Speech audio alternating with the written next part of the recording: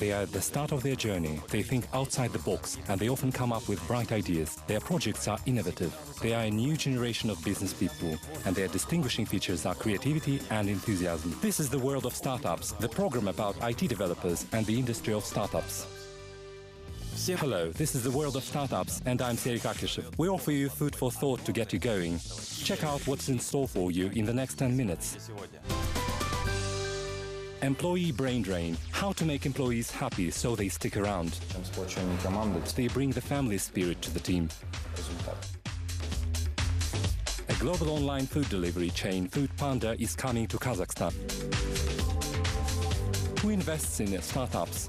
Wild capitalists or just nerds? These people have experience in wise investments and they have a serious approach to investing in startups. The job market of the IT industry can be described as the employee brain drain, and this has become a pattern in all spheres of the industry. No wonder both large corporations and new startups with a valuable idea headhunt the right candidate, and often at the same time and place.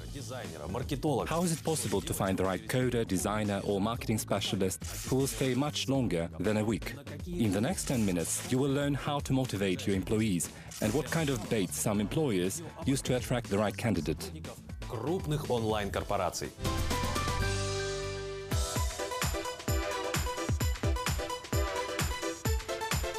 A popular brand, a strong team, and excellent working conditions attract the best staff from around the world. In addition, IT giants' offices are well known for style and comfort. They hire the best chefs to cook for their staff, provide 24-hour gyms, laundry services, car repair garages, concert halls, and they even offer relaxation rooms and quiet personal cabins.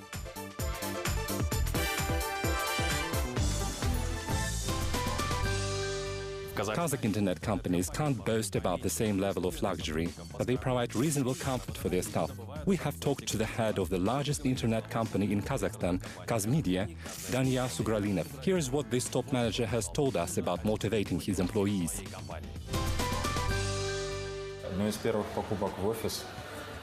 One of the first things we bought to make the office more comfortable was a large plasma TV with a game console, a hockey, and we built a kitchen unit. Getting these trivial things that don't cost much for any company is important as they bring the family spirit to the team. Since then, I've seen the guys staying in the office later. That doesn't mean they're always working overtime. They may be playing video games or just chatting, but it fosters the good team spirit. About 2 years ago, we were conducting an opinion poll among the staff. The poll showed that the material reward is only important to 22% of the employees.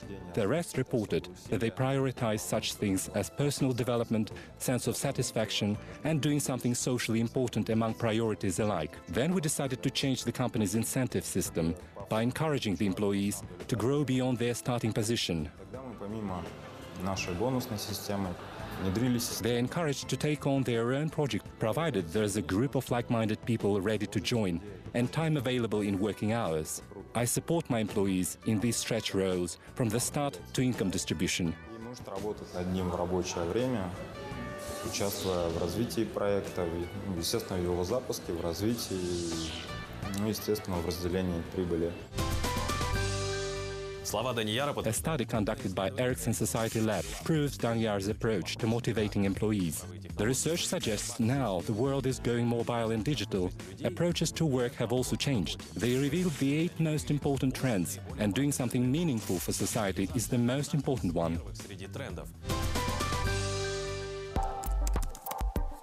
They have met experts in HR and organizations, as well as leading architects and business thinkers. The study shows that both employers and employees focus more on actual value creation and end results, rather than on exactly where, when, and by which methods the work is done. Also, people tend to seek company with a sense of community and internal culture with which they can identify.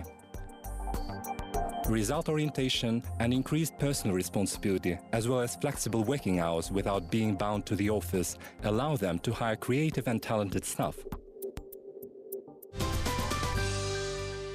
Now let's have a look at new internet companies in the Kazakh online market and the world IT giants' recent acquisitions on the market feature. First robots, now artificial intelligence. Google announcing it's bought artificial intelligence company DeepMind Technology. Google has recently bought a new London-based artificial intelligence startup DeepMind. Recode website reports that the purchase price was $400 million for the firm, which is not developed and doesn't even have the website address apart from a landing page. This seems scaring to Google's rivals such as Apple and Facebook. It isn't clear why Google is doing this. Considering advanced developments in neuroscience and Google's achievements such as Google Glass, the acquisition of Boston Dynamics in December last year, the company has designed mobile research robots for the Pentagon. We can only speculate on Google intending to create an army of intelligent human-like robots. Let's wait and see. FoodPanda. A global online food delivery chain, FoodPanda, has arrived in the Kazakh market. And unlike in other countries, they made their start through mobile apps, whereas their Kazakh website is still developing. Marketing specialists at Rocket Internet Holding and the owner at Rocket Internet Holding report that the internet market here is different from other countries. In other countries where FoodPanda is already flourishing, customers made a shift from offline food ordering to online ordering, whereas in Kazakhstan, customers started using the mobile internet very quickly. Kazakhstan is the 34th country where FoodPanda has brought their services. In 2012, Rocket Internet Holding launched another project, La Moda online shop at Kaznet. The project proved successful, earning more than 60,000 customers with a total after-tax income of $12 million that year. What kind of people become investors these days? They are usually wealthy people who have succeeded in their careers, but we can also find investors who do not belong to the privileged. We have talked to Konstantin Gorozhankin about the types of investors we can find in Kazakhstan for our regular feature, Funding. Наших инвесторов можно разделить, скажем так, на три группы. Самое многое это... Broadly speaking, we can divide Kazakhstani investors into three groups. The largest and most frequently occurring group is so-called wild investors. They have invested in oil and gas and metals, and they have no clue as to what startup business is. But they see that it's becoming a popular trend to invest in startups. They have probably bumped into articles about startup investments and investors in Forbes, and might have thought, why not try to invest in that too? These people understand very little as to what's going on, and may only be helpful with the money. We don't usually recommend turning to these guys. The second type is a complete opposite of the first type. These people have experience in wise investments, and they have a serious approach to investing in startups. They hire highly qualified specialists in the field.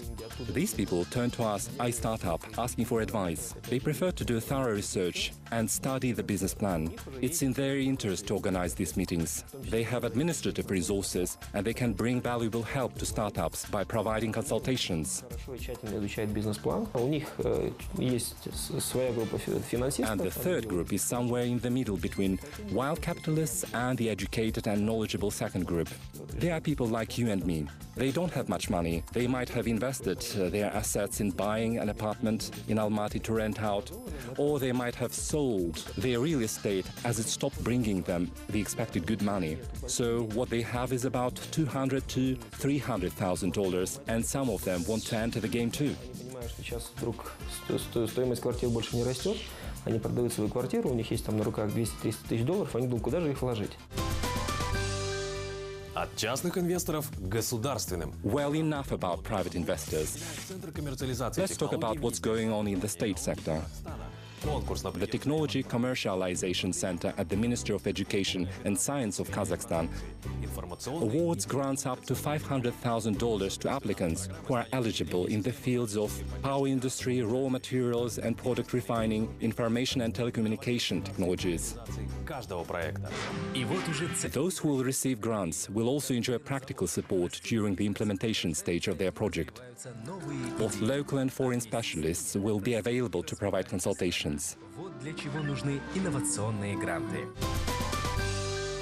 Well, I'm afraid that's all for today. Please feel free to leave your suggestions and comments about the program on our vk.com and Facebook page. See you next time. Feedback.